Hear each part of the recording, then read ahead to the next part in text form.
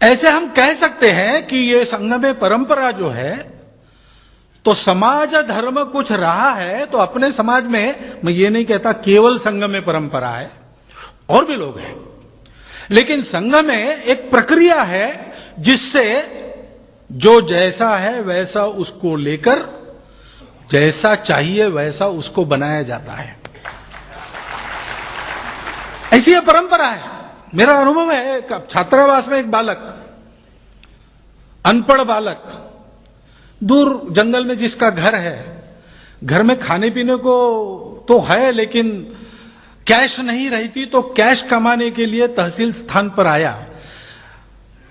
बस पढ़ लिख ही सकता था तो उसको नौकरी कहां मिलेगी आज के युग में। 3 दिन भटका, किसी परिचय से आया था, वहां एक छात्रावास चलता था, उसमें रुका था।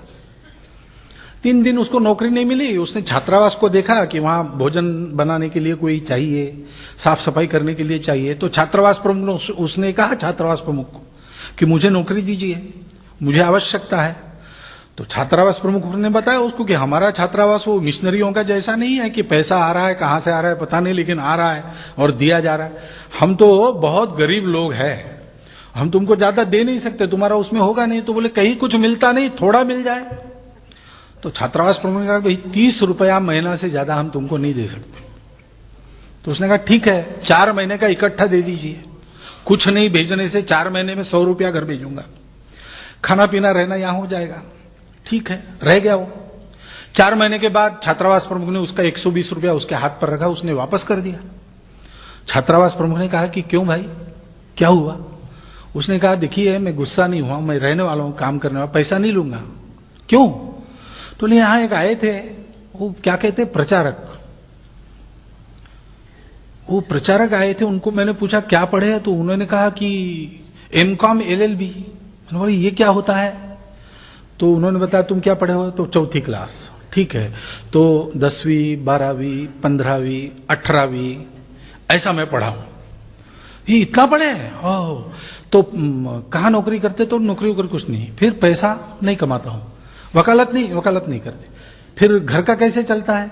तो घर बार मेरा अपना नहीं है, पिताजी भाई वगैरह है वो अपना चलाते हैं, मेरी घर गृहस्थी नहीं।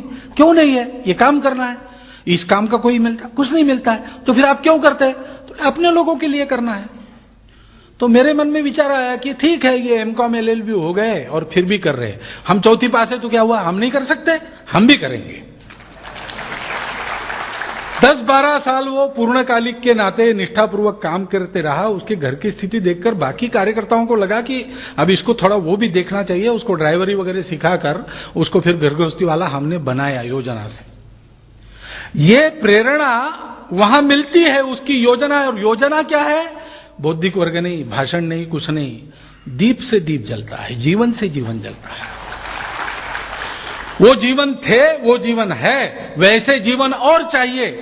इस बात को ध्यान में रखकर आप आज के पूरे कार्यक्रम का विचार कीजिए और इस दृष्टि से इस पुस्तक का एक एक अक्षर पढ़िए। तो जिस भावना से ये पुस्तक लिखी गई, उसी भावना से उसका अर्थ भी आपके ध्यान में आएगा। और ऐसे जीवनों के संस्पर्श को हम कुछ भाग्यशाली लोग प्राप्त कर गए, लेकिन अप्रत्यक्ष रूप से आपको भी आपके पूर्व पुण्य से उस भाग्य का स्पर्श होगा, आपकी एक नजर बन जाएगी। तो पुस्तक के लोग तो हो गए, लेकिन जो आज भी काम कर रहे हैं, ऐसे प्रेरक जीवन जब चाह हृदय में आपके जगती है तो अपने आप चलकर आपके संपर्क में आएंगे। ऐसा भाग्य हम सबको मिले, इस शुभकामना के साथ आप सबको धन्यवाद देता हुआ मैं अपने 4 शब्द समाप्त।